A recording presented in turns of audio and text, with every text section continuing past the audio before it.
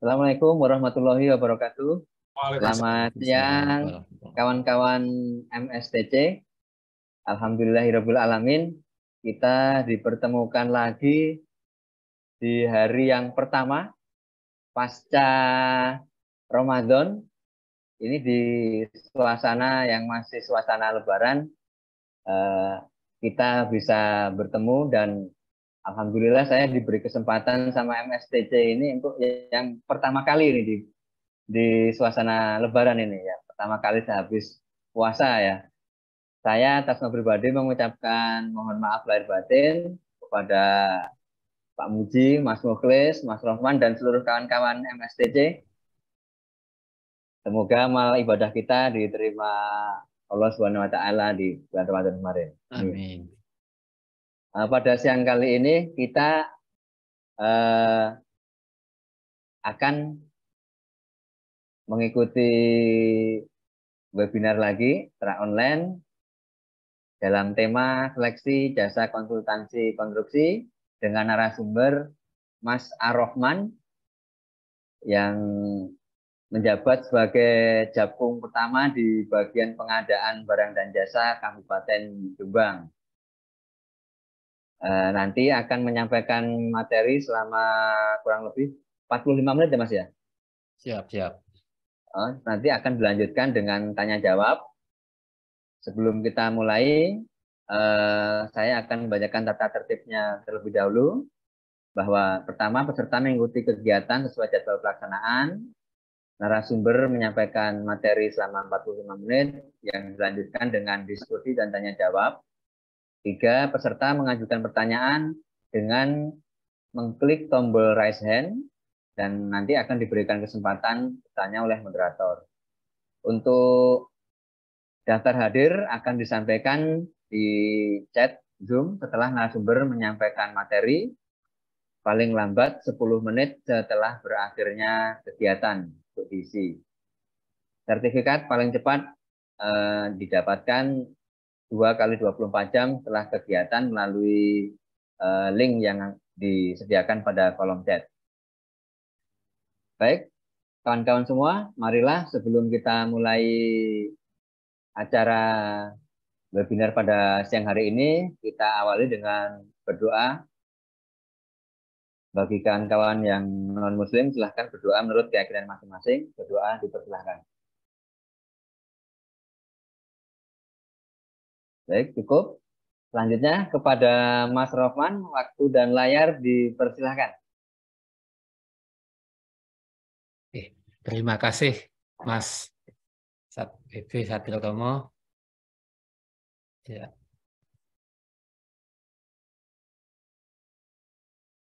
Saya. Jelas-jelas Mas ya.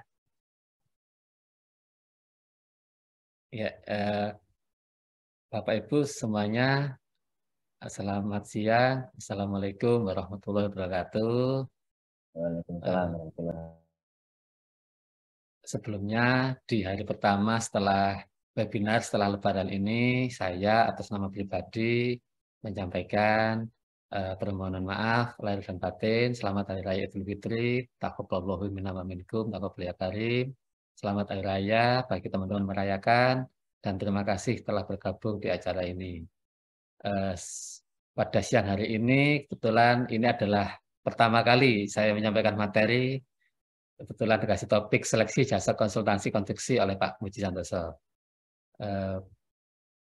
Sedikit kurikulum vitae dari yang saya sampaikan nanti. Nama saya Rohman, pengalaman PPJ, kami juga masih awam, masih baru sekali, baru gabung 2019, pengalaman di pejabat pengadaan sama pokja pemilihan, baru diangkat fungsional PPJ pertama itu pun tahun kemarin Desember 2022 sampai dengan sekarang. Tugas di bagian PPJ, nomor HP bisa dilihat di teks.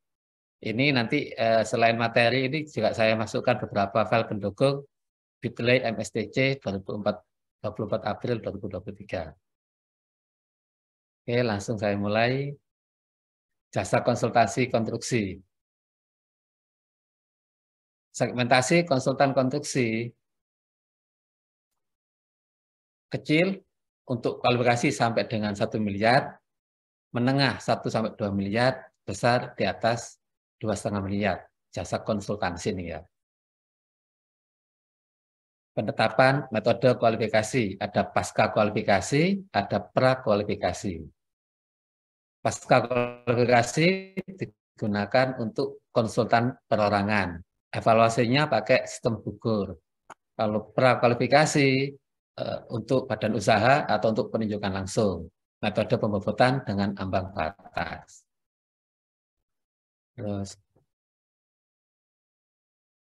metode evaluasi penawaran.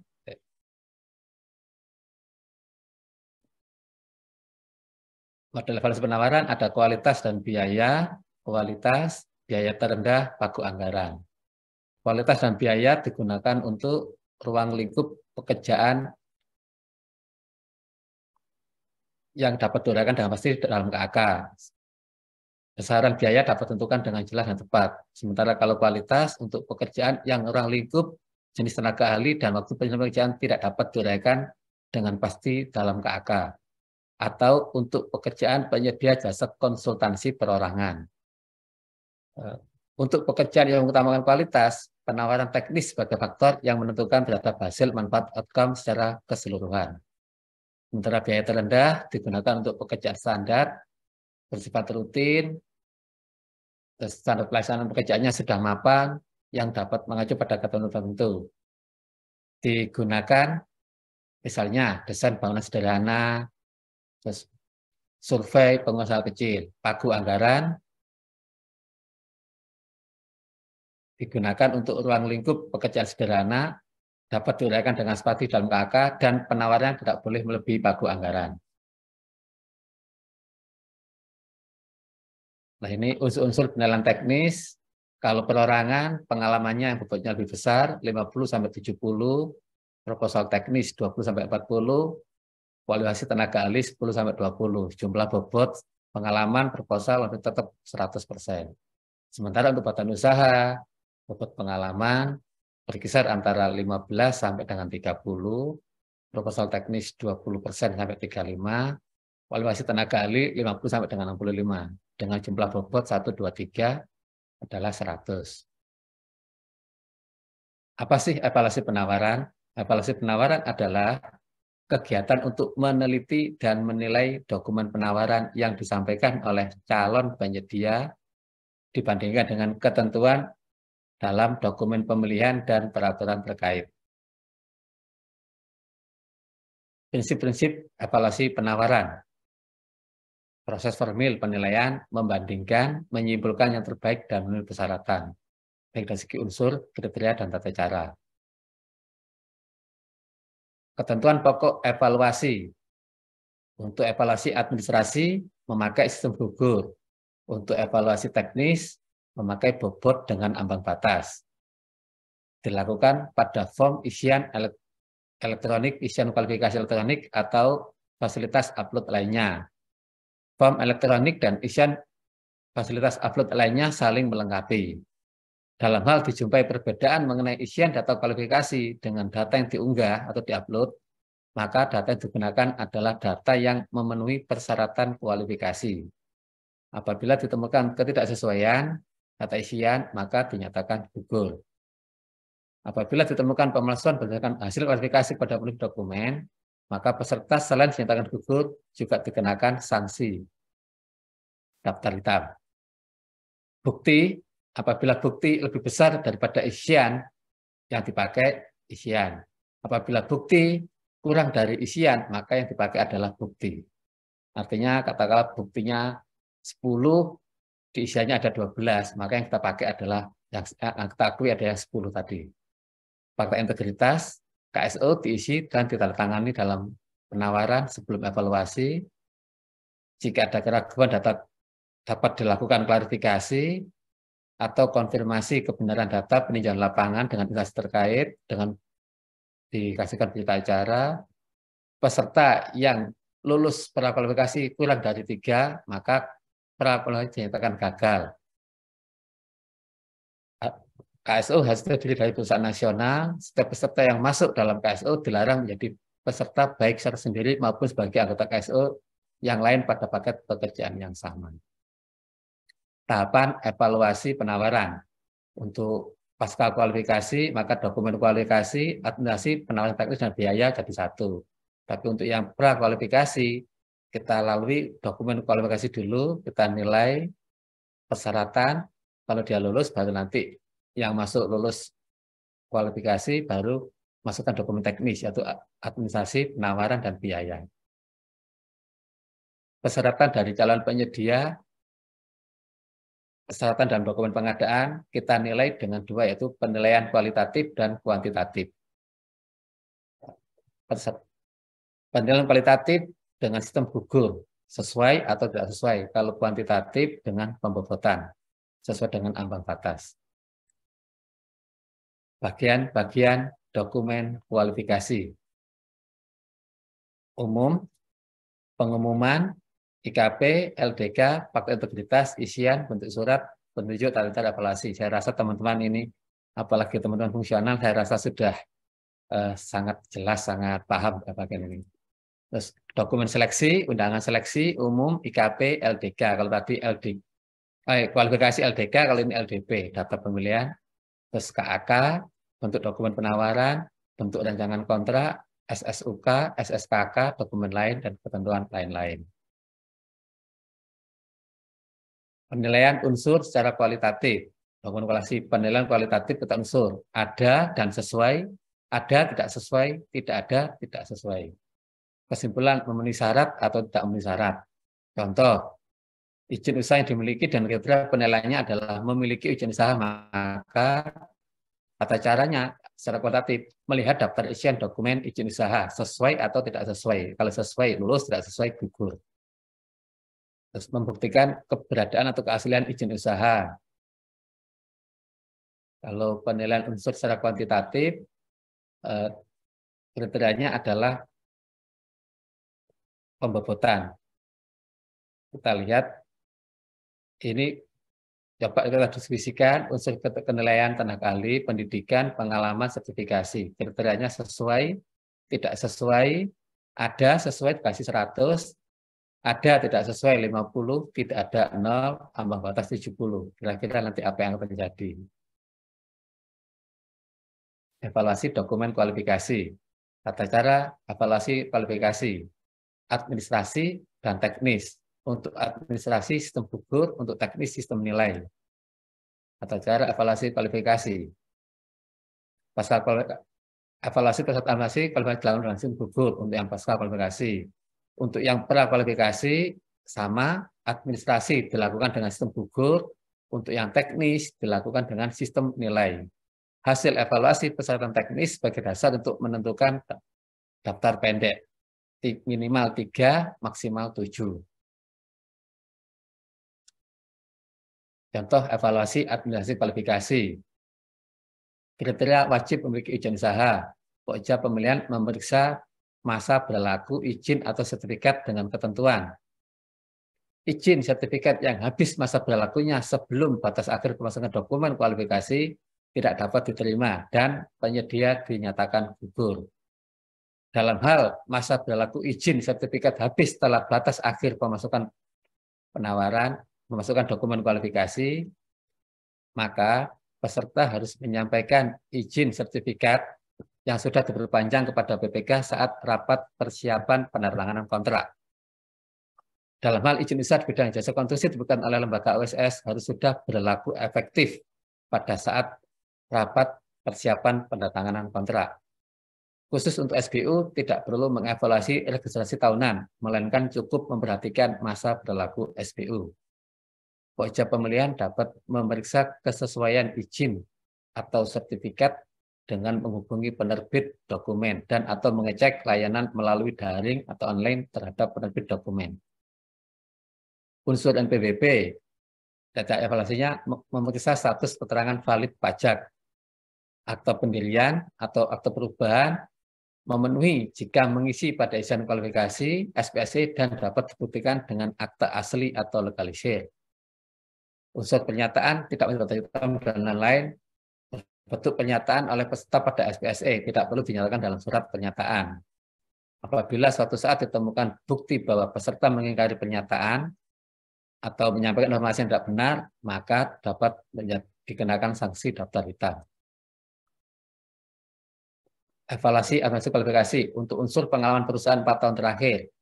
Wajib memiliki satu pengalaman dalam kurun 4 tahun terakhir. Kata cara evaluasinya, memiliki pengalaman paling kurang satu pekerjaan jasa konsultansi konstruksi.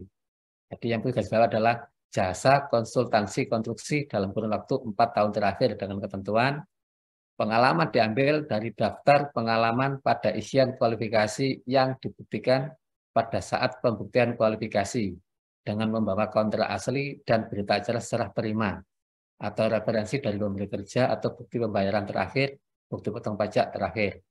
Khusus untuk pengalaman sebagai subkontraktor, maka selain membawa dan memperlihatkan kontrak subkontrak, juga dilengkapi dengan surat referensi dari BPK atau pemilik pekerjaan yang menyatakan bahwa peserta memang benar adalah subkontrak untuk pekerjaan dimaksud.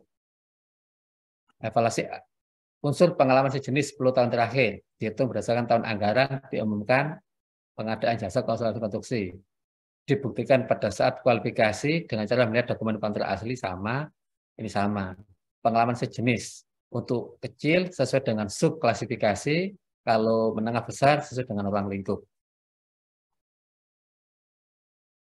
Pengalaman pekerjaan sejenis tertinggi dinilai berdasarkan nilai kontrak dan status peserta pada saat menyelesaikan pekerjaan tersebut. Sebagai anggota KSO atau Litbang mendapat bobot nilai sesuai dengan porsi sharing kemitraan. Kalau dia sebagai subpenyedia mendapat nilai sebesar nilai pekerjaan yang disubkontrakkan kepada penyedia. Dalam hal peserta ber-KSO, tata cara evaluasinya, data kualifikasi untuk peserta yang melakukan KSO disampaikan oleh pejabat yang menurut perjanjian kerjasama KSO berhak mewakili KSO. Dalam hal ini disebut sebagai Letvim. Peserta wajib menyampaikan perjanjian kerjasama sesuai ketentuan.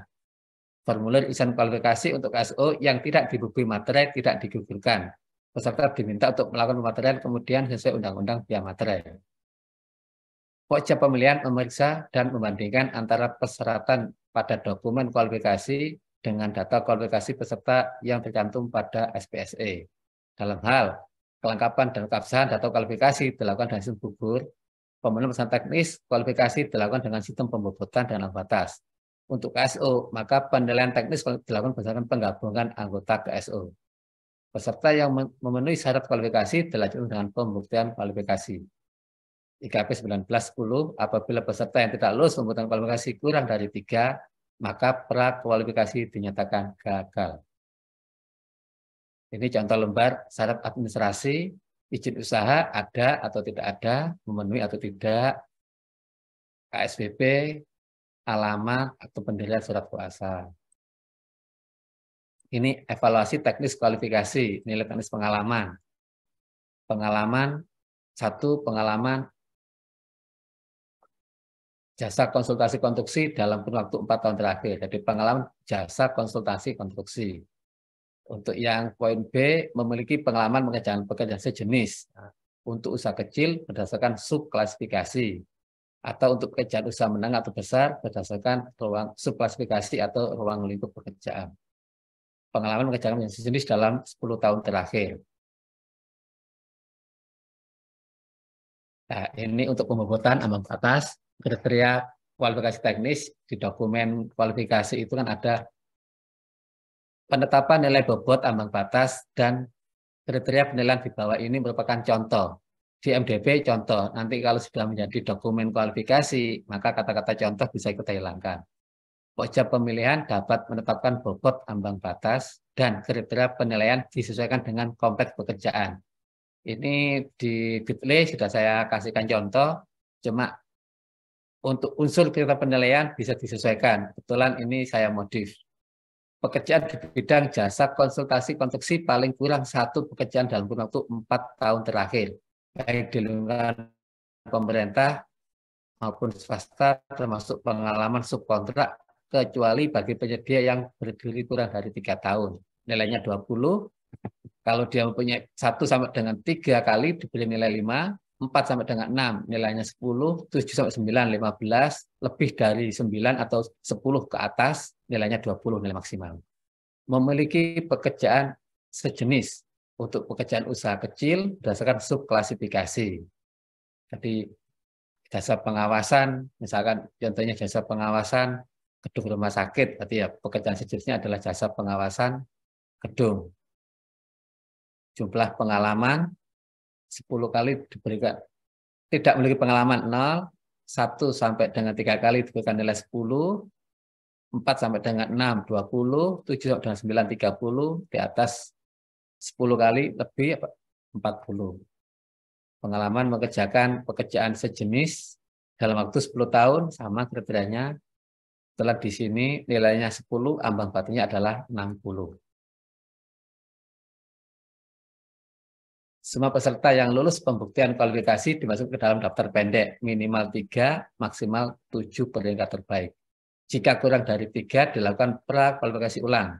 Jika prakualifikasi ulang tetap tidak dapat minimal 3, maka proses dilanjutkan. Apabila 2, dapat dilanjutkan dalam seleksi. Kalau yang lolos 1 yang memasukkan penawaran kualifikasi, maka dilanjutkan dengan penunjukan langsung. Apabila terdapat 2 atau lebih peserta mendapat nilai teknis paling sama, maka penentuan didasarkan nilai kontrak pekerjaan sejenis tertinggi, dan hal ini dicatat dalam berita acara. Hanya yang masuk daftar pendek yang diundang memasukkan penawaran. Evaluasi dokumen penawaran. Administrasi dan teknis. Dokumen penawaran adalah seluruh dokumen yang dilindungi oleh Apindo. Terdiri dari administrasi, surat penawaran tercantum dalam aplikasi SPSE, teknis, data pengalaman perusahaan, proposal teknis, dan kualifikasi tenaga ahli. Penawaran. Surat penawaran biaya yang di dalamnya total biaya penawaran untuk kontrak langsung, daftar keluaran dan harga, rincian remun. Untuk waktu penugasan sama, rekap penawaran biaya, rincian biaya langsung personil dan non-personil, rincian komponen remun. Peserta akan memenuhi dokumen penawaran biaya pada angka 3 pada saat klarifikasi dan negosiasi teknis dan biaya untuk rincian biaya personil dan personil atau rincian komponen remun personil. Pembukaan penawaran untuk seleksi ini ada 2 file, yaitu administrasi teknis yang pertama, lalu setelah itu baru biaya. Kurang dari 3, tetap kita lanjutkan. Rank bobot unsur penilaian teknis. Untuk pengalaman perusahaan, sebagai dokumen 15-30, proposal teknis 20-35, tenaga ahli 50-60. Ini unsur-unsur untuk penilaian teknis. Di dalam unsur nanti juga ada subunsur. Misalkan untuk pengalaman perusahaan, kita kasihkan pengalaman di provinsi kegiatan, bobotnya berapa. Bisa berkisar 3-8. Nilai pekerjaan tertinggi, kisaran 5-10. Pengalaman pekerjaan sejenis, 7-12. Ini salah satu contohnya yang kami di dokumen. Untuk unsur pengalaman, saya kasih bobot 20, ambang batasnya tidak ada. Untuk melaksanakan pekerjaan dalam 10 tahun terakhir, bobotnya 10. Pengalaman pekerjaan di provinsi, lokasi kegiatan, dan dalam waktu 10 tahun terakhir, bobotnya 5. Nilai pekerjaan 10 tahun terakhir, bobotnya 5. Sehingga di total 10 tambah 5 tambah 5. Nilai bobot unsurnya 20. Tiap-tiap subunsur beda-beda. Kriterianya, pekerjaan sejenis adalah pengawasan gedung bangunan kesehatan. Ini sesuai dengan subklasifikasi. Sama kriterianya memiliki pengalaman 1 sampai dengan 3, diberi nilai 25. 25% dari 10 bobot 10 ini. Memiliki nilai 4 sampai dengan 6, diberi nilai 50. Memiliki 7 atau 9, diberi nilai 75, di atas 10, bahkan lebih, diberi nilai 100. Jadi 100% berarti ya 10 ini. Sama untuk pengalaman di provinsi lokasi kegiatan. Di dokumen sudah dijelaskan, jumlah pengalaman di provinsi lokasi kegiatan yaitu Provinsi Jawa Timur. Jadi dokumennya harus jelas sehingga nanti bisa tidak menimbulkan multitafsir. Rumus penghitungan untuk nilai ujian sejenis tertinggi, nilai pengalaman tertinggi perusahaan X dibagi dengan nilai pengalaman bobot tertinggi semua perusahaan. Dikalikan 100 sehingga nanti muncul nilai pembobotan. Nanti ada Contohnya di kertas kerja di Excel.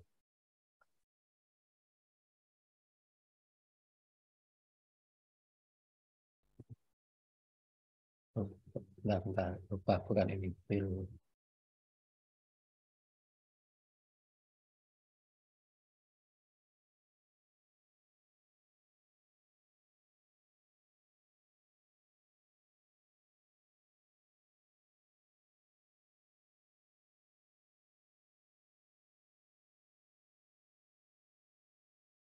Ini contohnya. Jadi pembuatannya kalau melebihi di atas 10, karena ini ada 12, maka nilainya 10, bobotnya 10, 5, sehingga nilai maksimalnya Belum tampak ini Mas Rohman. belum tambah. Belum. Ulang.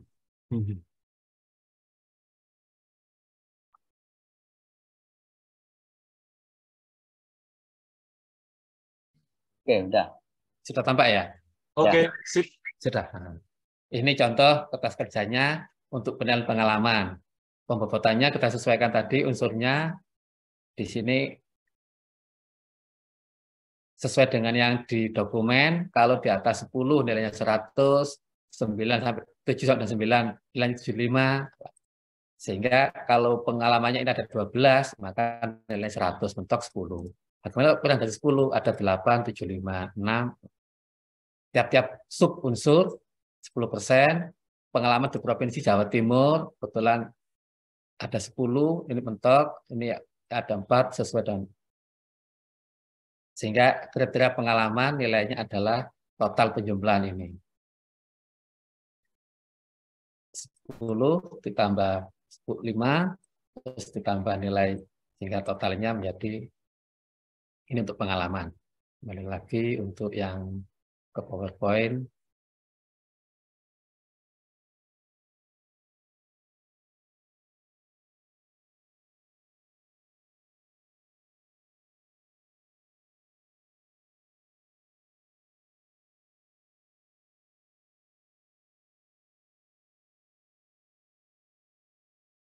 Ini yang subunsur proposal teknis.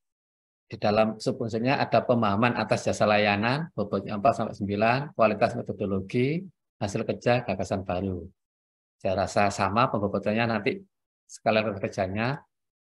Untuk kualitas metodologi, ketepatan analisa, konsistensi antara metodologi dengan rencana kerja, apresiasi terhadap inovasi, dukungan data terhadap KAK, uraian tugas, program kerja, organisasi, dan penunjang. Hasil kerja, penyajian analisis dan gambar kerja, penyajian spektek dan perhitungan teknis, penyajian laporan, pemahaman. Di sini ada untuk pemahaman, proposal teknis, bagaimana, terus gagasan baru, mungkin barangkali ada ide atau metode yang baru. Ini sama untuk penilaiannya. Di sini ada keterangan untuk yang pembobotannya 4%, pemahaman atas jasa KAK, usul proposal teknis 20, nilai ambang batasnya adalah 10. Jadi nanti kalau nilainya KAK ternyata 15, dia masuk di ambang batas. Tapi kalau dia nilainya untuk penilaian KAK kurang dari 10, maka dia gugur di teknis, di unsur proposal teknis. Ketentuannya di sini kita jelaskan di dokumen, apabila memberikan tanggapan dengan sangat baik yang menggambarkan pemahaman peserta atas jasa layanan dengan dalam KAK diberi nilai 100 dan seterusnya.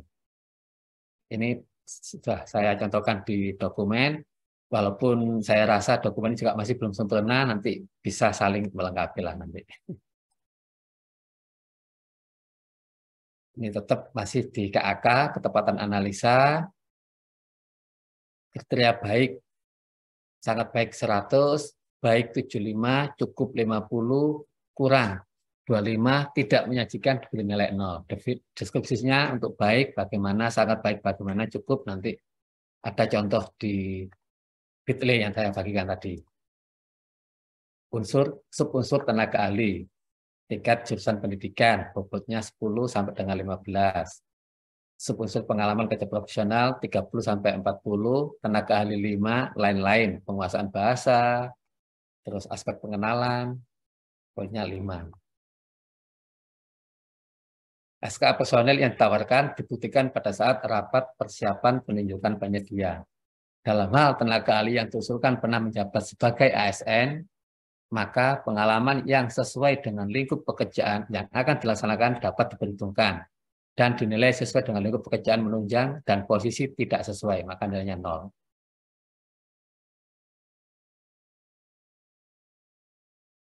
Ketentuan penilaian kualifikasi tenaga ahli memperhatikan jenis keahlian, persyaratan, jumlah tenaga yang telah dipersyaratkan, satu tenaga, satu jabatan. Tenaga ahli yang ditawarkan harus dilengkapi dengan surat pernyataan kesediaan untuk tenaga ahli yang ditandatangani oleh tenaga ahli yang bersangkutan. Apabila tidak dilengkapi salah satunya dan atau tidak ditandatangani, maka tenaga ahli bersangkutan diberi nilai 0. Tidak boleh status sebagai ASN aktif, kecuali sedang cuti di luar tanggung negara. Jika tidak, maka diberi nilai 0.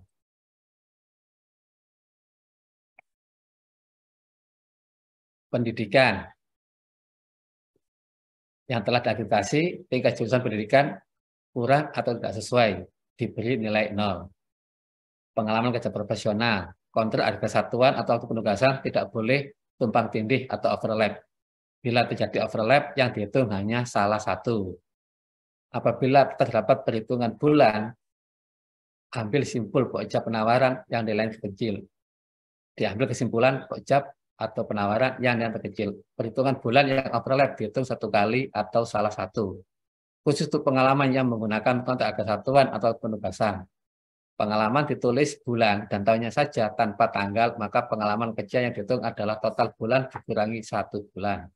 Pengalaman ditulis tahunnya saja tanpa tanggal dan bulan, maka pengalaman kerja dihitung hanya 25% dari total bulannya.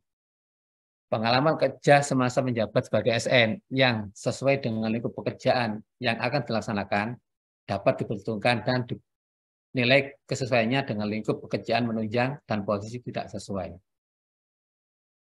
Tingkat keahlian tenaga ahli yang kurang atau tidak sesuai serta jenis keahlian berdasarkan diberi nilai 0. Nah, ini contoh di kriteria evaluasi tenaga ahli tingkat pendidikan. Kebetulan di kami ini saya contohkan bobot unsur tenaga ahli 60, tingkat jurusan pendidikan 10, terus pengalaman bobotnya 40,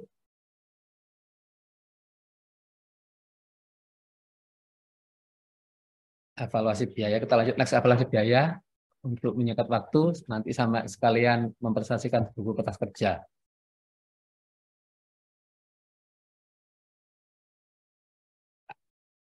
Koreksi aritmatik. Saya rasa sekarang sudah jarang aritmatik karena sistemnya sudah terbaru, tapi tetap kita juga harus penyusunan volume dan jenis pekerjaan. Jenis pekerjaan yang tidak diberi harga satuan dianggap sudah termasuk dalam harga pekerjaan. Jenis pekerjaan sesuai dengan jenis pekerjaan yang itu dalam dokumen seleksi dengan harga satuan 0. Hasil aritmatik dapat mengubah nilai penawaran untuk kontrak berdasarkan waktu penugasan. Total penawaran biaya yang lebih anggaran tidak membutuhkan penawaran sebelum dilakukan negosiasi biaya. Penilaian kewajaran biaya menghasilkan kesimpulan bahwa harga dinyatakan wajar atau tidak wajar yang menjadi nilai perhitungan evaluasi biaya 0. Nah, jenis kontrak untuk lumsum dan penugasan, untuk kualitas dan biaya, koreksi aritmatik, standar remunerasi tidak ada, maka nilainya 0. Harga total tidak jelas gugur. Lebih pagu tidak gugur sebelum nego. Kombinasi teknis dan biaya dijumlahkan, apabila nilainya sama, maka nilai teknis tinggi diutamakan. Kalau sama, kalau tidak ya nilai tertingginya antara kombinasi teknis dan biaya. Untuk kualitas, maka penentuan pemenang adalah peringkat teknis terbaik. Lebih pagu tidak gugur sebelum nego. Harga terendah untuk penentuan pemenang adalah nilai harganya. Harga total tidak jelas gugur, lebih pagu, nilai teknis tinggi, pagu anggaran, nilai HPS gugur sebelum nego. Kalau aritmatik, harga total tidak jelas gugur, lebih HPS gugur sebelum nego, nilai teknis tinggi utama jika nilai sama. Jadi tetap diutamakan nilai teknisnya. Untuk harga terendah, yang jadi pemenang adalah yang lolos evaluasi teknis, tetapi dengan harga yang paling rendah jadi pemenang. Kalau nilainya sama, maka nilai teknis tertinggi yang jadi pemenang. Waktu penugasan sama. Nah, kewajaran biaya pada rincian biaya langsung personel, remun, dan biaya personel. Pengguna dan penyedia wajib memenuhi standar remun minimal. Penyedia menawar di bawah remun, maka nilai penawaran biaya adalah 0. Penilaian kewajaran biaya menghasilkan kesimpulan bahwa harga dinyatakan wajar atau tidak wajar. Penilaian kewajaran harga dilakukan pada rincian biaya langsung, rincian biaya tidak langsung atau non-personel, kewajaran penugasan tenaga ahli, kewajaran penugasan tenaga pendukung, dan biaya remunerasi tenaga ahli. Jika ditemukan harga tidak wajar, maka biaya diberi nilai 0. Evaluasi biaya dalam jasa konsultasi, metode kualitas biaya, pokok anggaran, dan biaya terendah. Kewajaran biaya remun tenaga ahli pada rincian biaya langsung personel dasarkan pada peraturan undang-undangan terkait dengan standar remun tenaga ahli yang ditetapkan oleh Menteri PUPR. Putusan Menteri 524 minimalnya. Penilaian kewajaran harga menghasilkan kesimpulan bahwa harga dinyatakan wajar atau tidak wajar. Biaya remun tenaga ahli pada rincian biaya langsung personel yang bernilai di bawah standar remun tenaga ahli yang ditetapkan Menteri PUPR dinyatakan tidak wajar. Apabila dalam evaluasi penawaran harga ditemukan bukti harga kontrak, bukti harga tidak wajar, maka penawaran diberi nilai 0, kecuali untuk jenis kontrak lamsam. Pokja pemilihan tidak boleh menggugurkan penawaran pada waktu pembukaan dokumen penawaran file 2, kecuali penawaran file tersebut berdasarkan keterangan dari LPSI tidak dapat dibuka. Total penawaran biaya yang melebihi pokok anggaran tidak menggugurkan penawaran sebelum dilakukan negosiasi biaya.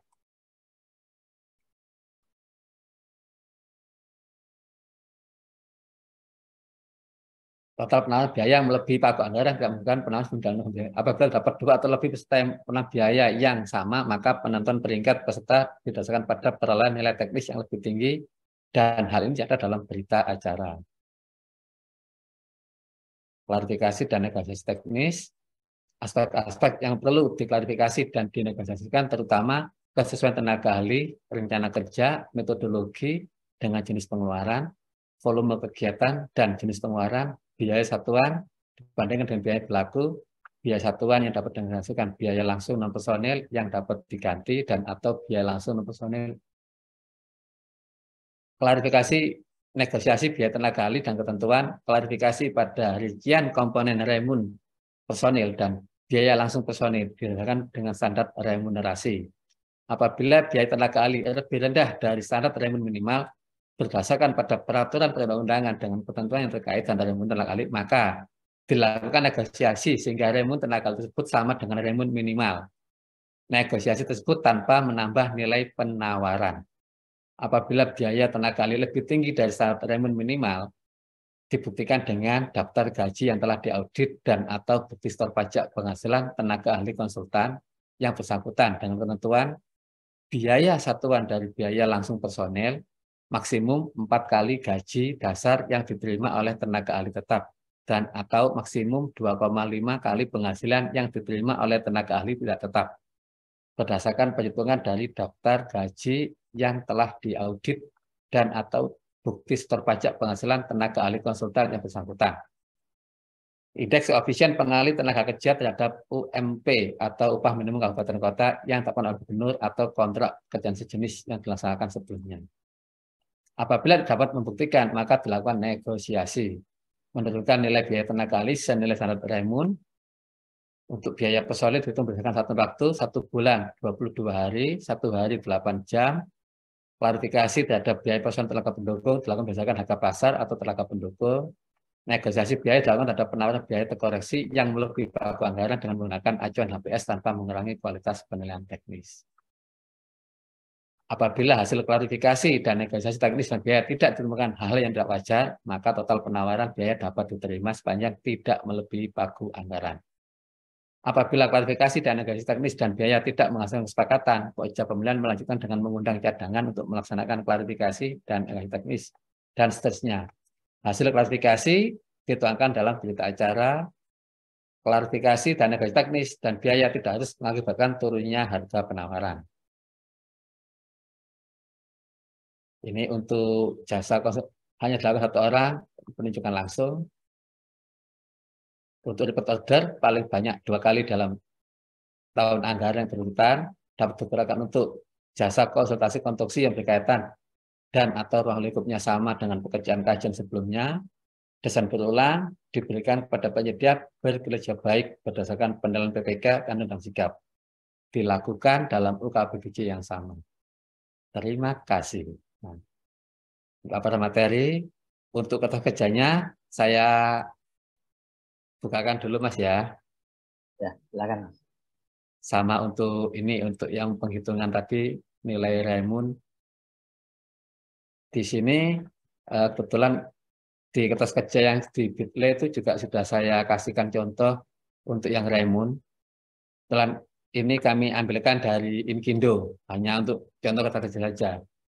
Jadi di sini 30, koefisien untuk Jawa Timur adalah 0,926, maka Raimund minimal 28. Ini kalau Inkindo. Kalau di Kementerian PU pasti di Belum bawahnya. belum nampak ini Mas. Belum nampak? Belum, masih hitam. Sebentar. Kok masih hitam ya? Ini sudah.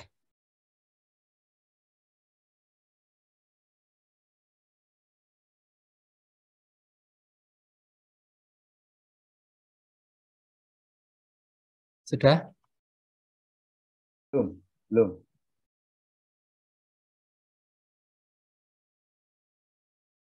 Kok lama ini, Mas? Macet kali ya perjalanannya. Iya. Mungkin mudik lebaran agak Lagi macet, Mbak, musim ya. macet.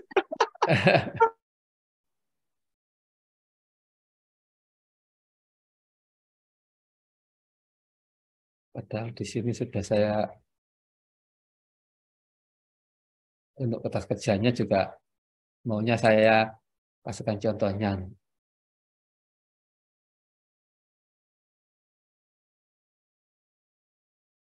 Sudah, Pak? Oke, udah. Nah, ini untuk kertas kerjanya. Kalau untuk kertas kerjanya nanti juga sudah saya isikan di awal. Nanti pengisiannya bisa dimulai dari daftar paket, nama paketnya, terus data umum. Ini saya rasa teman-teman bisa diisi manual. Yang syarat evaluasi kita sesuaikan dengan dokumen evaluasi.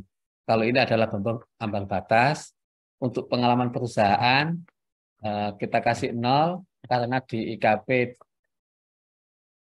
25,6 evaluasi teknis itu kan jelas unsur pokok yang dinilai adalah pengalaman perusahaan, proposal teknis dan kualifikasi tenaga ahli. Bobot masing-masing unsur ditetapkan oleh pokja pemilihan yang akan oleh pokja pemilihan berdasarkan jenis pekerjaan yang akan dilaksanakan. Pokja pemilihan menentukan batas ambang batas masing-masing unsur kecuali untuk pengalaman. Jadi untuk pengalaman memang tidak ada ambang batasnya. Untuk proposal teknis penilaiannya kita kasih 10 ambang batasnya. Untuk penilaiannya persentasenya 20%. Pengalaman perusahaan, proposalnya 20, tenaga ahlinya 60, totalnya 100. Jadi di sini sudah 100 berarti oke.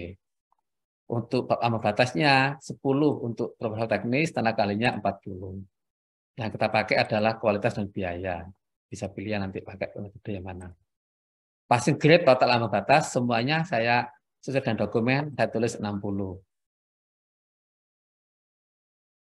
Ini yang merah-merah ini, warna merah, warna kuning ini nanti diisi menyesuaikan dokumen pemilihan.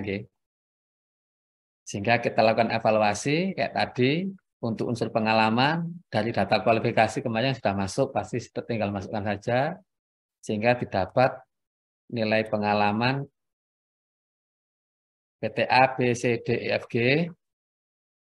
Bobotnya ini sudah ngeling dengan data konsultan tadi untuk nilainya jumlahnya berapa 12 sehingga total nilainya total bobotnya 20 yang sempurna 20 hanya PTB karena di sub unsur pengalaman sejenis dapat poin 10 di pengalaman Jawa Timur juga dapat poin full 5 sementara dia juga punya paket tertinggi sehingga nilainya full 20 yang lain ini tidak bisa full karena nilai pengalaman paket sejenisnya ini perbandingannya nih.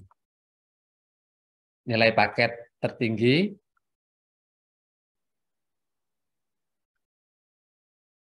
nilai paket yang dimiliki perusahaan dibagi paket tertinggi kali 100. Untuk evaluasi metodologi, penilaiannya kita sesuaikan dengan kriteria di dokumen. Di sini sudah ada tadi, untuk baik 100, baik sekali 100, baik 75, cukup, kurang 25. Ini kita isi secara manual, yang orang ini, misalkan kita isi A, maka menjadi 100, diisi B menjadi 75. Ini sudah saya pakai rumus. Tiap-tiap perusahaan, metodologinya, bagaimana kualitas pemahaman KAK-nya, kualitas metodologinya bagaimana, hasil kerjanya, gagasan baru. Hasil dari penjumlahan total ini nanti akan masuk pada metodologi. Tiap-tiap unsur, unsurnya 4 untuk pemahaman atas KAK. Kualitas metodologinya 10%, hasil kerjanya 4, gagasan baru 2. Ini tadi sudah ngelink di syarat evaluasi. Jadi nanti teman-teman tinggal masukkan, ngisi di syarat evaluasi aja penentuannya. Yang merah-merah nanti. 3 menit lagi, Mas Rahman. Siap. Untuk yang pengalaman, sudah, evaluasi sudah. Untuk tenaga ahli, yang diisi, kita isi dari tenaga ahli, ini untuk mengisi pengalaman tenaga ahlinya, sama kayak tadi, mulai, berakhir, bulan, lingkup, posisi, tenaga ahli kedua, tenaga ahli ketiga, sehingga totalnya akan kita masukkan ke kolom sheet 2.232, pendidikan bagaimana, kalau statusnya, kalau tenaga tetap 1, kalau tidak tetap 2, maka akan mempengaruhi nilai di sini. 50. Pendidikannya kalau di S1 sesuai 100, kalau dia D3 berarti S0 atau 0, maka nilainya 0.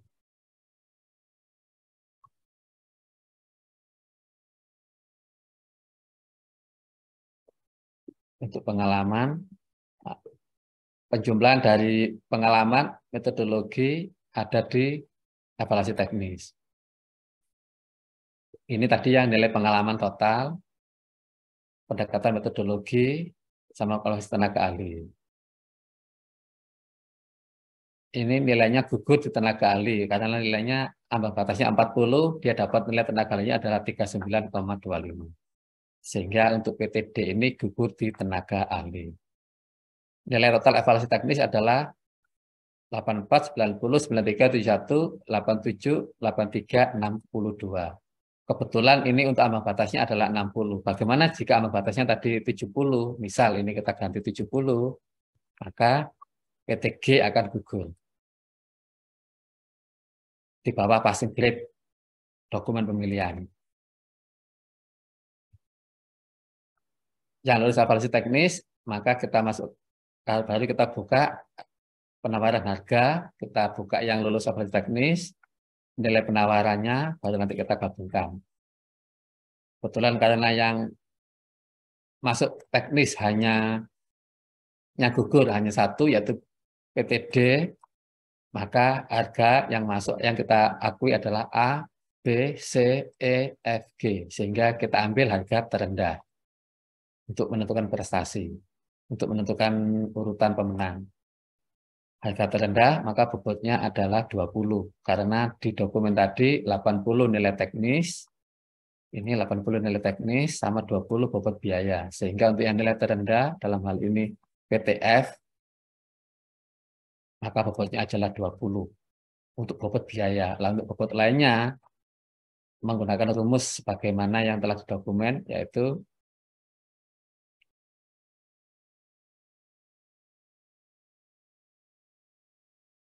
nilai skor biaya terkoreksi dikalikan biaya.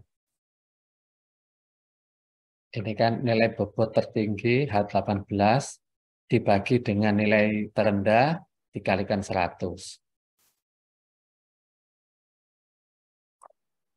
Urutan pemenang berdasarkan total kombinasi antara teknis dan biaya. Sehingga nilai yang paling tinggi dia jadi pemenang. Dalam hal ini adalah, contoh ini adalah PTC. Dengan bobot 92, 90. Percepat lagi. Siap, siap. Ya, ini untuk bobot teknis saya rasa sudah cukup yang saya sampaikan. Mungkin bisa dimulai untuk selanjutnya, Kak, untuk diskusi tanya jawab. Sebelum saya akhiri, saya atas nama pribadi menyampaikan permohonan maaf apabila ada materi atau apa yang memang kurang pas. Nanti kita lanjut tanya jawab, Mas. Monggo saya kembalikan ke moderator. Terima kasih Mas Roman. Siap. Baik, ini sebelum ada yang resen kita bahas dulu nih yang pertanyaan Siap. di kolom chat ini. Pertama Siap. dari Bu Magdalena. Ini ada pertanyaan. Apakah diperbolehkan pengawasan untuk beberapa pekerjaan digabungkan menjadi satu, di mana lokasi paket pekerjaan konstruksinya berbeda? Silahkan Mas Roman. Pengawasan konstruksi berbeda, maksud saya apakah ini pengawasan gedung, pengawasan jalan, atau bagaimana? Bedanya, beda subklas atau beda apanya? Kalau sama-sama Ini misalkan jalan, ya, kayaknya sih ini di sini beda lokasinya. kalau beda lokasi dikonsolidasi jadi satu gitu ya. Iya, Kalau maksudnya dirasa, konsolidasi. kalau saya rasa boleh kalau memang sekiranya bisa bisa tidak terlalu jauh. Tapi kalau sebelumnya direview kan kita juga melihat kalau memang lokasinya berbeda dan itu berjauhan, sementara untuk mobilisasi tenaga ahli mengawasinya sangat sulit kan sebaiknya ya janganlah. Beda kalau satu lokasi mungkin di kayak ruas jalan A, B, C mungkin nggak terlalu jauh bisa lah kita jadikan satu konsolidasi. Atau mungkin ada juga tenaga ahlinya dibantu dengan beberapa tenaga pendukung juga boleh. Ya, saya rasa boleh, Mas. Ya, yang menjadi pertimbangan itu tadi ya, Ya, optimalisasi efisien apa tadi. enggak gitu kan ya. Kalau Betul, bolehnya boleh ya, efisiensi boleh. atau enggaknya kan perlu Iya, dipertimbangkan lagi itu ya. sama nanti katakanlah satunya lokasinya di ujung timur, satunya di ujung barat. Kalau kita jadikan satu kan pengawasannya juga Ya, akan sulit nanti, kurang optimal. Outputnya ya, nanti yang kurang pas. ya. Kita lanjut ke pertanyaan kedua dari Pak Ali Wahyudi. Apabila honor tenaga ahli pada HPS yang disampaikan PPK lebih rendah dari standar remunerasi dengan alasan ketersediaan anggaran, apakah paketnya dapat dilaksanakan dengan anggaran yang ada atau menunggu penambahan atau perubahan anggaran? Kalau saya ya mestinya ya harus nunggu penambahan anggaran, wong di aturannya di bawah Raimun, evaluasi di bawah nol. Kalau PPK sendiri anggarannya di bawah Raimun, bagaimana kita nanti mengevaluasi? Ya, nanti negonya yang kita pokoknya Iya, kerepotan nih ya. betul. Jadi ya mau nggak mau ya kita nunggu penambahan anggarannya atau mungkin tenaga ahlinya bisa kita kurangi sesuai dengan kebutuhan minimalnya lah. Ya. Oke Mas, ini Ada kayaknya ada yang resen. ya ini Bu Magdalena ini yang tadi bertanya. Silahkan Siap. Bu Magdalena. Ya, selamat siang Pak. Terima kasih untuk kesempatan yang diberikan. Saya Magdalena. Saya ingin Dari menanyakan mana Pak Bu? yang Bu Magdalena dari mana? dari Papua. Papua. Oh ya, silakan Ya, Bu. saya ingin menanyakan tadi terkait pekerjaan pengawasan yang digabungkan dalam satu paket pekerjaan itu untuk mengawasi beberapa jenis pekerjaan konstruksi. Tadi saya tanyakan terkait lokasi, di mana lokasinya ini memang lumayan berjauhan, mungkin bisa ditempuh dengan kapal laut seperti itu atau pesawat. Kemudian yang satu lagi saya mau tanyakan terkait dengan tenaga ahlinya. Kalau sepengetahuan saya, kalau kegiatan atau pekerjaan pengawasan itu tidak boleh merangkap ketika pada waktu bersamaan dia mengawasi dua pekerjaan saja itu sudah tidak diperbolehkan. Itu yang saya pertanyakan bagaimana ketika dari perencanaannya itu sudah dianggarkan kegiatan pengawasan itu untuk mengawasi beberapa jenis pekerjaan fisik. Apakah itu diperbolehkan atau tidak? Kemudian yang satu lagi kendalanya ini lokasinya berbeda Pak. Jadi kayak di Papua ini di kota Jayapura, kemudian yang lain itu ada yang di Biak dan satunya lagi di Merauke. Seperti itu yang saya mau tanyakan. Ini kebetulan masih tahapan saya akan mereview. Jadi saya bertanya apakah itu memang diperbolehkan atau bagaimana solusinya. Seperti itu Pak. Terima kasih. Silakan Mas Roman. Terima kasih Bu Magdalena dari Papua. Salam kenal Bu. Kalau saya rasa untuk pengawasan sih memang untuk pekerjaan-pekerjaan tertentu, kalau pekerjaan itu tidak sederhana, pakai waktu penugasan. Kalau waktu penugasan berarti memastikan tenaga ahlinya tidak tumpang tindih atau overlap. Tetapi untuk yang pekerjaan sederhana, itu kan bisa langsam. Cuma ya kalau pengawasan sebaiknya sih pakai waktu penugasan. Terus untuk yang kalau lokasinya berjauhan bagaimana? Nah, itu kan nanti saya rasa pengawas tidak kurang optimal. Karena seorang pengawas itu kan, konsultan pengawas itu kan juga dia perlu ke lapangan untuk mengawasi. Pada saat pertanyaan kami, apakah jumlah tenaga pengawasnya cuma ada berapa orang? Apakah cuma satu ataukah dua? Bisa jadi memang digaskan satu, tapi tenaga pengawasnya ada beberapa orang, ada dua tenaga ahli atau berapa, sehingga bisa dibagi tugas juga bisa. Cuma kalau satu, saya rasa ya kurang optimal. Untuk yang jadi nanti saat review dengan PPK atau dengan apa itu nanti bisa ditanyakan lah kenapa kok digabung, alasannya kenapa. Karena bagaimanapun juga seorang konsultan pengawas kalau dia pakai penugasan dia pasti akan mengawasi, tidak mungkin tumpang tindih jadwalnya, tidak boleh overlap. Bagaimana dia bisa mengawasi? Apakah selain ada, walaupun kadang-kadang juga bisa dibantu dengan tenaga pendukung.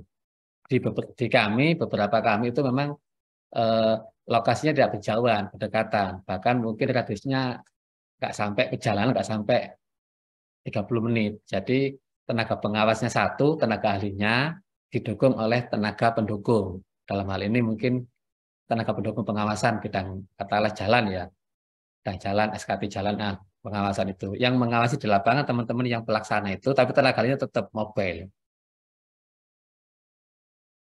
Cuma paketnya nggak berjauhan, tapi kalau berjauhan berjalannya misalnya pesawat, misalnya kapal laut, itu yang dikhawatirkan adalah outputnya atau dampak dari pengawasan itu kurang optimal, sehingga dampaknya nanti bisa jadi bangunan tersebut kurang sesuai dengan yang diharapkan. Saya rasa itu yang dapat saya jawab. Mungkin teman-teman bisa membantu lah, karena di sini saya juga bukan tenaga ahli, bukan ahli juga, sama-sama belajar. Bisa ditambah mungkin Pak Muklis atau mungkin juga Pak yang lain. Gimana Bu Magdalena? Halo? Ya, baik Pak. Jadi dari penjelasan Bapak tadi berarti bisa kemungkinan tetap berjalan pekerjaan sesuai yang sudah direncanakan itu Pak. Maksudnya dalam arti ketika nanti PPK menyampaikan tenaga ahli sebanyak mungkin jumlah pekerjaan yang harus diawasi oleh tenaga konsultan ini, apakah memang ini sesuai aturan seperti itu Pak? Maksudnya apakah memang bisa dimungkinkan pekerjaan ini berjalan Pak? Maksudnya walaupun lokasinya itu berbeda-beda. Tadi Bapak jelaskan kan ketika mungkin tenaga ahli yang dipersyaratkan nanti mungkin ada beberapa dia bisa mengawasi di beberapa pekerjaan itu Pak. Itu saja yang saya mau ini apakah memang sesuai aturan seperti itu. Jadi pekerjaan ini bisa tetap berjalan seperti itu. Jadi dapat saya nanti, jadi gini Bu, jadi nanti pada saat PPK itu kan kita bisa untuk pengawasan itu kan kadang-kadang kan ada beberapa tenaga ahli, katakanlah ahli sipil atau mungkin ahli arsitek atau ahli ME. Mungkin paketnya katakanlah kalau paket jalan ahli sipil, mungkin ahli sipilnya ada dua mengawasi paket di lokasi A sama di lokasi B. Ya nanti DKK dituangkan nanti ahli sipilnya berarti dua, untuk ahli sipil dua. Terus ahli apa lagi? Jadi nanti pada pengawasan di lapangan kan juga masing-masing itu juga. Cuma kalau pada saat tenaga ahli cuma satu, sementara lokasinya berbeda, saya rasa ya kurang optimal sih, bukannya nggak boleh. Karena nanti yang tanggung jawab tetap konsultan pengawas, tapi nanti pasti akan dibantu oleh tenaga pendukung. Ya, siap Pak. Siap Pak. Saya ngerti, berarti nanti di review aja seandainya Ya, seandainya mungkin tenaga ahli yang dipersyaratkan dengan waktu yang tersedia itu bisa, berarti pekerjaan ini bisa tetap dilaksanakan ya. bisa, saya rasa bisa. Baik, Pak. Terima kasih Pak penjelasannya. Selamat siang. Selamat siang, Bu Menteri. Baik, berikutnya ini ada yang raisan nih, Pak Bowo Budiarso. Dipersilahkan, Pak. Ya, terima kasih Pak atas kesempatannya. Siap. Izin bertanya, saya dari KPBJ Kota Palangkaraya. Ada beberapa pertanyaan yang mau saya sampaikan. Yang pertama Pak, terkait kriteria penilaian pada tabel evaluasi kualifikasi untuk pengalaman perusahaan itu ya. Bolehlah kriterianya kita modif gitu Pak ya. Kan itu untuk ada 4 baris ya, kalau nggak salah ada 20, kemudian 30, 10 gitu ya. Bolehlah saya ganti dengan jumlah pengalaman, anggap aja contohnya 30 pengalaman, nilainya 20. Kemudian seterusnya deh Pak, ngikutin ring-ringnya itu yang pertama Pak. Terus yang kedua, waktu kita ngevaluasi dokumen pemilihan, mengapa nilai ambang batasnya kok untuk pengalaman perusahaan dijadikan 0 Pak? Terus kemudian untuk yang proposal teknisnya tetap 10, kemudian yang tenaga ahli 40, tetapi total ambang batasnya anggap aja contohnya 70 Pak. Mengapa kok 0 gitu Pak, yang untuk pengalaman perusahaan? Kemudian yang ketiga Pak, ketika total passing grade kita tetapkan 70, kemudian terkait kualifikasi untuk tenaga ahlinya tadi di bawah ambang batas, di bawah 40 lah. Nah, kenapa gugur Pak? Padahal totalnya kan 70 Pak, dia memenuhi. Nah, itu aja Pak. Pak Roman, terima kasih. Siap. Terima kasih. Ya. Siap. Terima kasih Pak Bowo Budiarso. Untuk yang kriteria penilaian tadi itu kan memang di dokumen sudah kita sebutkan. Kalau di MDP kan contoh 1 poinnya 5, lalu 2 poinnya 10, 3 15, di atas 3 atau 4 atau lebih 20. Itu kan hanya contoh. Pada saat Pak Bowo mau ngasih grade katakanlah 1 sampai dengan 3 berapa, atau mungkin 1 sampai dengan 5, 6 sampai dengan itu. Yang penting di dokumen sudah kita tuangkan, sehingga itu nanti tidak ada multitafsir, artinya tidak ada perubahan dalam batas evaluasi. Karena di MDP kan masih contoh, cuma pada saat kita menjadi dokumen, mungkin kata-kata contoh kita hilangkan, itu adalah kriteria evaluasi. Itu yang pertama. Untuk yang kedua, kenapa kok kualitas pengalaman 0? Mungkin di dalam dokumen seleksi kita perlu lihat Pak, kita lihat di IKP 25.6, evaluasi teknis. Yang poin C itu kan evaluasi teknis dilakukan dengan cara memberikan nilai angka tertentu pada setiap kriteria yang dinilai berdasarkan bobot yang telah ditetapkan sebagaimana tercantum dalam lembar kriteria evaluasi. Nah, bentar saya share screen aja biar enak. Ya, Pak. Mudah-mudahan nggak ada gangguan ini.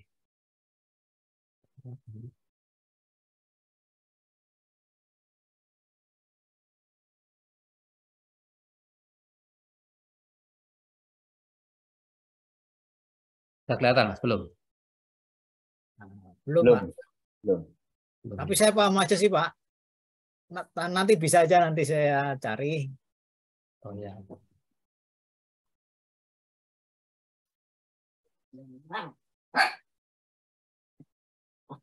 Ya, udah. Saya. Oh ya. Di IKP 25.6. Yang lembar seleksi, Pak nggih. Bukan lembar kualifikasi, di lembar. Ya, seleksi ya. Ya, di lembar seleksi. Di sini kan sudah muncul, Pak. Bobot masing-masing ditetapkan oleh Pokja Pemilihan. Ya. Pokja Pemilihan menentukan ambang batas nilai teknis atau passing grade untuk masing-masing unsur, kecuali unsur pengalaman perusahaan. Jadi unsur pengalaman tidak kita nilai. Yang kita tentukan adalah yang di proposal teknis, metodologi KAK sama tenaga ahli. Siap, ini kelewatan nih saya.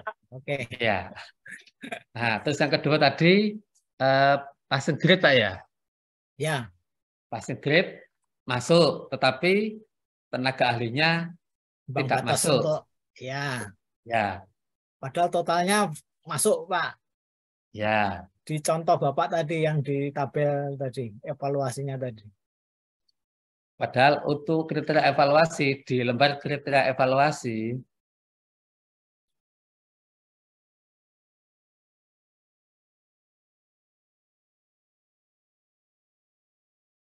peserta seleksi dinyatakan lulus evaluasi teknis apabila nilai masing-masing unsur di atas ambang batas. Masing-masing unsur berarti kan? Oh, berarti ada tambahan ya, unsur tenaga ahli. Jadi tenaga ahli kan 60 Pak maksimalnya. Ambang batasnya kan 40. Kalau dia 40. Di atas 40 maka lulus. Tapi kalau dia dapatnya 39, sekian, dia gugur. Walaupun ini 39 misalkan Pak ya. Terus di unsur yang metodologi KAK penuh dapat 20, kan 50. Di pengalaman dia dapat 15, kan udah 70 lebih. Tapi kan secara masing-masing unsur kan dia gugur di tenaga ahli. Oh, maka begitu gugur. Pak ya. Siap, ya. Siap Pak. Geng. Tapi kalau jumlah tiga-tiganya di masing-masing unsur, katakanlah unsur tenaga ahlinya masuk, terus di unsur KAK-nya, unsur pengalamannya kan nggak ada batasnya, dia dapat katakanlah dapat 10, terus di unsur proposal teknis dapat 10, kan dapat 20. Terus ternyata di tenaga ahlinya dapatnya juga 40, 60, sementara ambang batasnya 70, maka dia gugur karena tidak melampaui ambang batas total itu. Kalau ini kalau 60 kan masuk. Di kertas kerja sini tadi sudah saya contohkan kayak yang tadi, bentar Pak. Iya, kertas kerja tadi saya lihat ya. Ya. Di kertas kerja kebetulan juga sudah saya di Bitly itu sudah ada kertas kerjanya Pak, nanti bisa dipelajari lah. Ya walaupun belum sempurna, tapi ya insya Allah nanti. Nah yang di sini, di keterangan sini kan sudah ada unsur gagal evaluasi teknis. Ini yang dari penawaran total penawaran biaya. Tapi kalau gabungan, kalau dari teknis, kita lihat di teknis. Nah ini gugur tenaga ahli. Karena nilainya kan 39, padahal ambang batasnya 40. Dia ini lulus Pak, coba ini teknisnya kita coba 70 ya. Nah, maka yang poin G, PTG ini akan gugur karena ambang batasnya di bawah passing grade. Ya. Siap. Pada saat ini 60, maka nilai ini kita sesuaikan dengan dokumen ambang batas yang kita buat. Contoh dokumennya juga sudah saya buatkan, walaupun belum sempurna, mohon koreksi, nanti kita sama-sama baca lagi Pak. Siap Bapak. Oke. Terima kasih. Mas Roman. Siap. Ya, terima kasih Pak Bawa Budiaso. Siap. Baik Mas Rohman, ini ada lagi yang raise hand dari Mas Dimas Cakep. Silahkan Mas Dimas.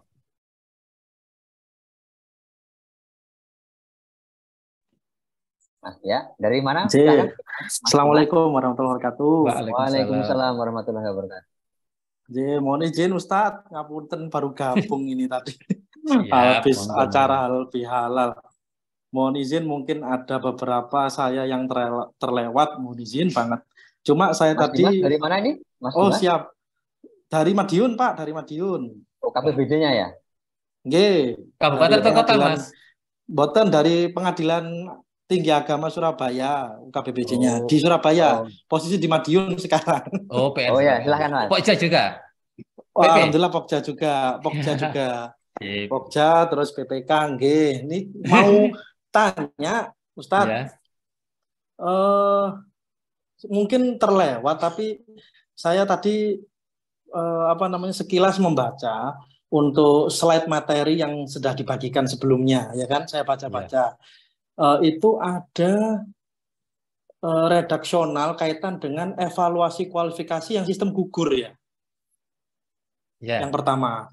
Nah, saya mau menanggapi kaitan dengan itu yang sekarang itu saya kemarin mendapat MDP yang baru bahwa untuk evaluasi kualifikasi di IKP saya pernah baca itu belum merupakan ajang kompetisi.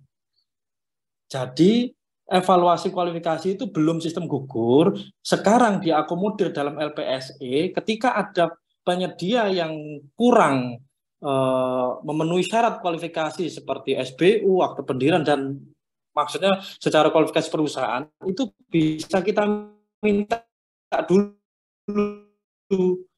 lewat menu LPSE itu. Nah, gitu ya.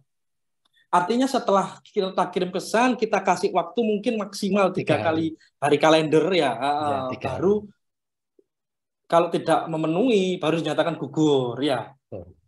Berarti tadi sampun sampun dijelaskan nggih.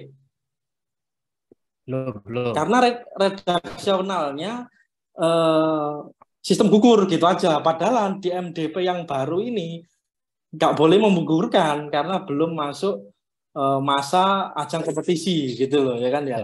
Kecuali setelah diminta dan tidak dihiraukan selama batas maksimal 3 hari, bisa 1 hari apa 2 hari, dan dia tidak mengirim, baru itu gugur. Itu yang pertama. Yang kedua, tadi kaitan sama apa ya, tadi saya lupa. Oh ya, ini Ustadz, apa namanya, komposisi penilaian evaluasi teknis ya. Tadi sebelum saya ada Pak Sinten tadi udah membahas ya, kalau nggak salah.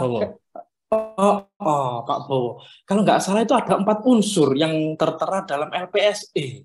Ya, jadi masuk dalam pengalaman perusahaan. Yang pertama unsurnya ya, terus proposal teknis yang kedua, terus tenaga ahli yang ketiga, yang keempat berada di wilayah provinsi yang sama.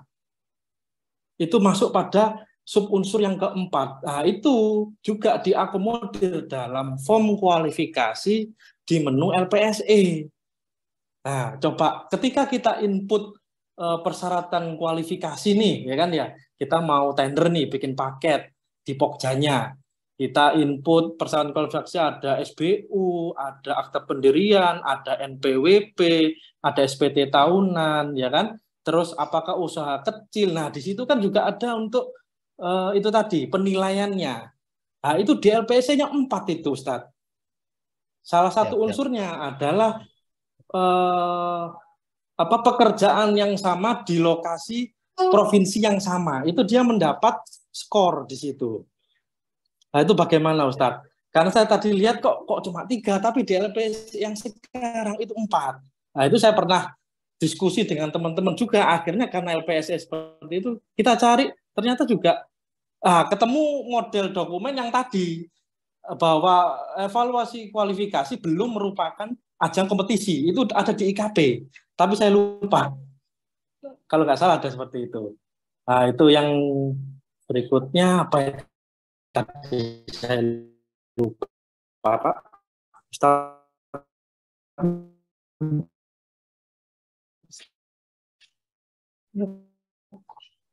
Satu lagi, oh ya, satu lagi mungkin ini metode pemilihan, mau itu pagu anggaran atau kualitas dan biaya atau kualitas. Lah itu yang milih itu PPK atau Pokja, Ustaz? Yang itu. Artinya kan ketika mungkin PPK milih pagu anggaran sama bentuk jasa konsultan badan non konstruksi. Lah itu kan kita bisa edit sebetulnya. Nah, tetapi maksud saya, domain itu sebenarnya di siapa yang menentukan metode pemilihan? Apakah PPK pada waktu dia membuat paketnya itu di mana? Di RUP, terus dipaket di LPSE, terus menunjuk Pokjanya, ataukah Pokja? Dari situ karena masih bisa diedit sebetulnya Pokjanya. Cuma masalah kebenarannya ini siapa? Karena kadang PPK menentukan pagu anggaran. Lah Pokja, teman-teman, kualitas dan biaya. Lah ini salah opo bener iki piye ngono lho. Ini yang kita sama-sama juga belum paham ya, tapi insya Allah terkait dengan pelaksanaan seleksi sendiri kita paham. Cuma untuk menentukan ini domain siapa sih sebetulnya, nah itu yang belum paham. Mohon petunjuk Ustadz kalau gitu, matur nuwun. Wassalamualaikum warahmatullahi wabarakatuh. Waalaikumsalam warahmatullahi wabarakatuh. Silakan. Siap, terima kasih Mas Dimas. Saya rasa siap. Sangat baik sekali Mas pertanyaan Mas. Saya juga ini sebenarnya kami juga masih belum ahli, tapi saya anggap tadi saya pemaparan materi. Terkait yang pertama yang sistem gugur tadi ya, itu memang ada di IKP prakualifikasi yang poin 18. Oh iya, Prakualifikasi siap. belum merupakan ajang kompetisi, maka Betul. data yang kurang dapat dilengkapi. Tapi pada saat kita melakukan evaluasi itu kan kita melihat dulu kan SPU, LDK untuk yang syarat legalitas itu kan ada atau tidak ada, sesuai atau tidak. Mungkin data-data yang nggak sesuai yang kita gugurkan itu nanti kita sampaikan ke teman-teman penyedia dengan dikasih waktu 3 hari. Nah, makanya belum ajang kualitas. Termasuk untuk yang teknis itu kita pakai pembobotan itu kan kriterianya. Jadi setelah 3 hari kok dia nggak mengabaikan, maka dianggap respon tadi gugur. Ya, siap. Tuh. Jadi siap, Ustaz, terus kekurangan data yang disampaikan lebih 3 hari kalender setelah pojok menyampaikan hasil evaluasi, maka tidak diterima kan. Betul. Terus untuk yang kedua tadi yang terkait komposisi yang lokasi itu ya. Betul, lokasi kalau di provinsi yang sama. Iya, di SPSE itu sebenarnya kan di SPSE itu memang kadang-kadang ada beberapa SPSE dengan MDP itu memang ada beberapa yang nggak sama. Ada yang evaluasi administrasi, juga ada evaluasi teknis. Untuk evaluasi administrasi itu kan kita kan mengevaluasi ada atau tidak, sesuai atau tidak kan gitu kan. Nah, untuk teknis kan kita pakai pembobotan. Sementara untuk yang di lokasi yang sama itu kalau nggak salah masuk di kriteria evaluasi teknis. Sementara kalau di SPSE, kalau teknis itu kan masih kosong bawahnya. Kita tinggal nambahkan nanti. Jadi bukan di legalitas tapi di evaluasi teknis. Jadi evaluasi teknis itu masuk kalau nggak salah di syarat kualifikasi. Iya, betul. Itu kalau nggak salah kan ada kan. Ada 4 kan ABCD. Iya. Mengerjakan pekerjaan sejenis. Itu nanti yang diseleksinya, yang provinsi yang sama itu, yang di lembar seleksi, bukan yang di kualifikasi. Itu baru nanti pengalaman lokasi sejenis. Di lokasi sejenis yaitu provinsi kalau nggak salah itu. Provinsi, betul. Ya, betul. Ada di syarat kualifikasi. Jadi syarat teknis, bukan kan ada kalau nggak salah itu kan ada legalitas atau administrasi. Kita tinggal centang gitu aja kan. Betul. Yang bawah ada syarat teknis. Lah, syarat teknis biasanya kita menambahkan. Kita tinggal tambah apa yang syaratkan. Gitu. Itu pemahaman saya. Cuma kalau memang kurang pas ya nanti bisalah kita sama-sama belajar, kita tanyakan. Karena memang di SPS ini aplikasinya kan saya lihat beberapa itu nggak sama dengan MDP. Dan di dokumen pun juga kalau nggak salah di dokumen atas itu ada keterangan apabila ada perbedaan antara MDP antara dokumen dengan sistem, maka yang dipakai adalah yang MDP. Gitu ya Ustadz. Siap. Di poin bab umum yang poin C, dalam hal terdapat pertentangan persyaratan yang tertulis pada dokumen seleksi dengan tertulis pada sistem pengadaan SPSE, maka yang digunakan adalah yang tertulis pada dokumen seleksi. Jadi pada saat kita mau masukkan ke dalam sistemnya, kita menyesuaikan dokumen seleksinya mestinya. Tapi gini Ustadz, kalau tadi yang dikatakan Ustadz tadi kaitan dengan MDP kan di sini Ustadz membahas 3 komponen tadi ya. Sementara di SPSE 4 unsur tadi yang ditambahkan salah satunya adalah pengalaman sejenis. Nah, umpama saya penyedia nih, saya sanggah dong. Saya pengen tahu nih kenapa perhitungan saya kok menjadi kecil padahal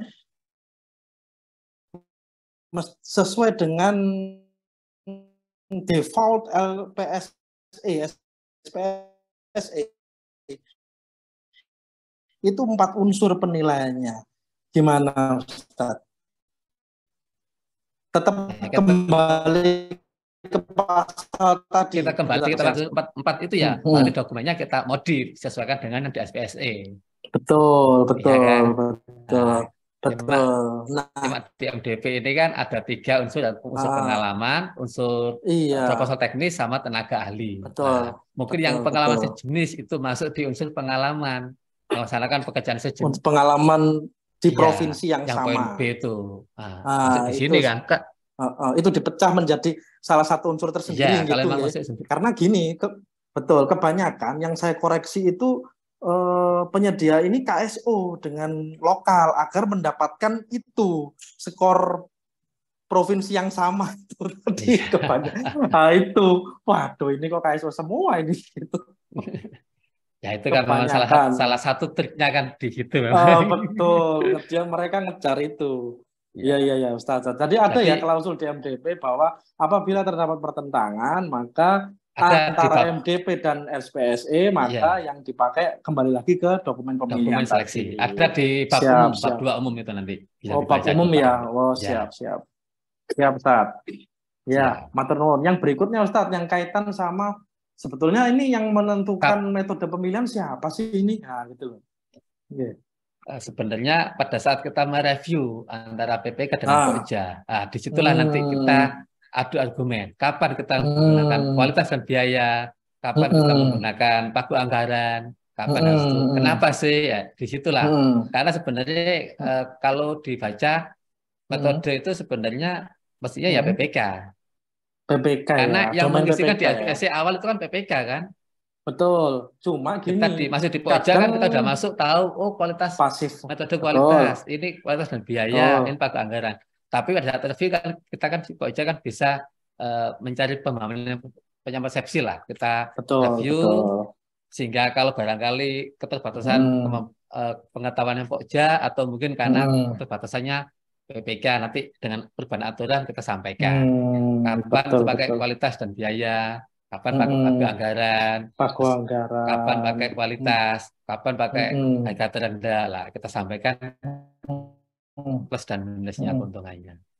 Jadi pada saat setelah ada review, dokumen review kita tanda tangan berdua sudah ada sepakat baru kita tayangkan sehingga kan nanti tidak ada penolakan di hasil evaluasi karena di PPK juga bisa menolak hasil evaluasi kan kalau nggak sesuai dengan dokumen pemilihan dan kriteria tetapkan kata itu nanti kalau Pokja memaksakan PPK nggak sepakat juga nanti akan menjadi hal yang itu. Jadi pentingnya review sebelum seleksi atau tender ya di sini penyamaan persepsi kita pakai aturan-aturan terbaru. Saya rasa itu sih mungkin barangkali bisa ditambahkan dengan teman-teman yang lain monggo lah karena saya juga terus terang masih belajar ini Mas. Pakai seleksi baru dapat 1 ini Mas. Oh iya, sami. Kebetulan cuma saya dikasih Pak Mujizat untuk untuk presentasi, jadi ya sambil belajar juga lah ini. Siap, sami Mas, kita sharing di sini. Gini, berikutnya saya terakhir izin satu lagi. Kaitan sama evaluasi pagu anggaran, kita pakai metode pagu anggaran, ya kan? Itu kan berarti mengutamakan skor teknis ya, untuk biaya dikesampingkan, gitu kan? Jadi nilai teknis yang tertinggi maksudnya. Jadi untuk harga penawaran asalkan di bawah pagu anggaran lolos gitu aja kan? Nah, itu bagaimana ya kita menilai skor teknisnya kaitan dengan proposal teknis? Itu kan kadang saya sendiri dengan teman saya Pokja itu udah berbeda pandangan kita terhadap metodologi pelaksanaan masing-masing penyedia ini. Ini apa tadi? Ada yang kemampuan menanggapi KAK, ada macam-macam unsur proposal teknis itu. Nah, itu kan penilaiannya kadang subjektif ya. Ini bagaimana kita ini? Kadang terus terang aja. Saya memilih kualitas dan biaya. Akhirnya yang proposal teknis saya samaratakan. Kadang ini saya samaratakan karena betul. Saya merasa kok nggak bisa menilai secara objektif. Nah, tapi kalau kaitan sama penilaian tenaga ahli kan kita bisa hitung. Fair-fairan, lek-lekan itu udah. Dia ada nggak referensi kerjanya, terus kaitan sama yang sesuai menunjang dan terkait lingkup pekerjaannya, ya kan ya. Nah itu kita bisa fight di situ. Tetapi kaitan sama penilaian proposal teknis, ini yang saya belum mendapatkan standarnya karena kadang kalau kita floorkan sesama Pokja itu udah beda Pak. Kita Pokja pun kan ibaratnya ada ketua Pokja itu hanya mengkoordinator ya, semua mempunyai kewajiban dan hal yang sama, suaranya sama, bahkan mungkin bisa dissenting opinion di situ, berbeda hasilnya dengan kita. Lah itu bagaimana maksudnya standarnya ini supaya sama, gitu aja Ustadz. Untuk menilai sama-sama proposal teknisnya sih Ustadz. Mohon tanggapan, matur nuwun. Terima kasih. Saya rasa sama Mas. Kalau untuk menilaikan KAK itu memang sangat banyak subjektifnya. Apalagi terus terang di saya sendiri bukan orang teknis. Jadi kalau menilai hal yang teknis itu kan itu. Nah, makanya pada saat pakai pagu anggaran, development teknis diutamakan, apalagi kualitas. Itu sebaiknya nanti kita bisa didampingi tenaga ahli. Paling enggak dari tenaga ahlinya itu mungkin kita bisa minta bantuan tenaga ahli yang paham teknis pekerjaan, katakanlah kalau bangunan gedung ya memang orang PUPR, bantuan PUPR atau ahli bangunan gedung, atau mungkin kita bisa kita membayar tenaga ahli. Dia tenaga ahli yang menilai, dia yang menjustifikasikan, kita hanya dari bobot ini kita terima dari tenaga ahlinya. Kenapa? Karena nanti kalau saat ada sanggah, ada apa, bagaimana metodenya. Kalau kita nggak paham teknis kan rasanya subjektif. Beda kalau nanti ada tenaga ahli yang bisa menjelaskan detail, dia menguasai dan dia menilai KAK, itu akan lebih objektif menurut saya. Kalau di Pokja sendiri ya memang beda orang, beda lagi penilainya, apalagi kita nggak paham orang teknis. Betul, betul. Apalagi kalau sudah penilaian itu kan menyangkut hal yang teknis ya. Jadi saran saya kalau memang kita mau benar-benar objektif ya didampingi oleh tenaga ahli atau orang yang punya keahlian menilai KAK itu. Cuma akhirnya ngalokasikan honor ya Ustadz ya. Ya, itu rasanya gitu. Konsekuensinya. Makanya yang paling umum itu kan pakai kualitas dan biaya, karena KAK biasanya nilainya ya paling baik gitu aja kan. Seperti menyampaikan sama-sama. ada isinya gitu. Karena memang paling sulit ya di situ. Makanya kalau untuk paket-paket besar biasanya kita didampingi oleh tenaga ahli atau mungkin kalau pengawasan gedung yang tinggi bisa dampingi oleh MK nanti. MK.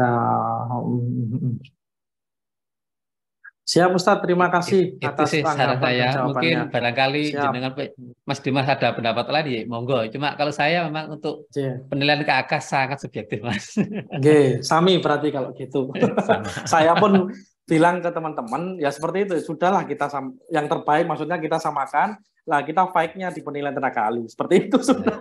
Karena terus terang kita betul yang disampaikan Ustadz tadi, kita bukan orang teknis gitu kan ya. Iya. Nah, betul. Tapi kalau umpama di tenaga ahli kan kita bisa fight gitu kan gitu. Iya. Jadi penilaian tenaga ahli itu. Pada saat ada aduan, ada sanggah, kan kita sudah memang ada orang punya keahlian itu untuk menjawab betul.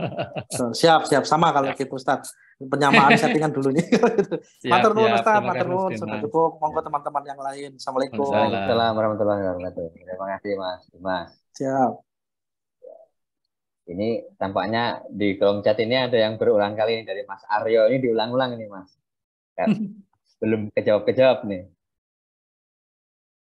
Ya, masalah ini Mas. Apa di MDP, IKP, masalah penentuan ambang batas di mana di situ boleh tentang unsur dan subunsurnya tidak dijelaskan. Bobotnya 20 tapi penilaian 30 itu ya? Ya. Ya itu mungkin saya rasa salah ketik itu Mas. Boleh disamakan lah Bang. Bobot maksimalnya aja 20, masa itunya 30 kan ya. Saya rasa manusiawi lah kalau saya. Iya. Terus ini ada dari Pak Pak Sumitro Tarihoran. Kayaknya sih di luar ini, tapi kaitannya masih ada di situ ya, terkait sama pemeriksa atau APH ini selalu mempertanyakan tenaga ahli. Padahal konsultannya kontraknya kontrak lumsum gitu. Yang kita nilaikan kan outputnya, mohon penjelasannya. Ya itu mungkin untuk pembentukan itu mungkin. Katanya tenaga ahlinya kan untuk pembentukan nilai HPS-nya itu kan. Tapi mungkin kalau pengalaman dari tempat saya ya, ini kayaknya sih karena ini auditornya ini udah ngebaca artinya tenaga ahli yang usulkan itu bukan tenaga ahli tetap perusahaan itu, sehingga auditor ini udah berkeyakinan tenaga ahlinya itu nggak ada, makanya dia nyecer di tenaga ahli itu, nanyanya ke tenaga ahli terus itu, jadi dia nggak ngelihat itu kontraknya kontrak lumsum atau apa gitu kan, jadi ngelihatnya di situ, jadi pengennya tenaga ahlinya ini waktu pembuktian itu dihadirkan apa enggak gitu, bener nggak dia tenaga ahli perusahaan itu, atau istilahnya hanya berkasnya aja yang dibawa gitu.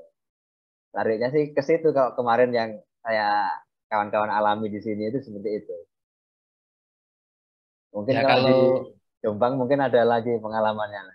ya sebenarnya sama untuk tenaga ahli kan, walaupun kontrak lumsum outputnya yang kita mintakan, tapi kan tetap dalam membuat tata kerja menentukan HPS itu kan kita juga membutuhkan berapa banyak tenaga ahli, sehingga terkait dengan nilai remunya berapa, sehingga akan muncul nilai HPS-nya nanti walaupun dibagi output-outputnya. Sementara nanti tenaga ahli dibutuhkan itu pun nanti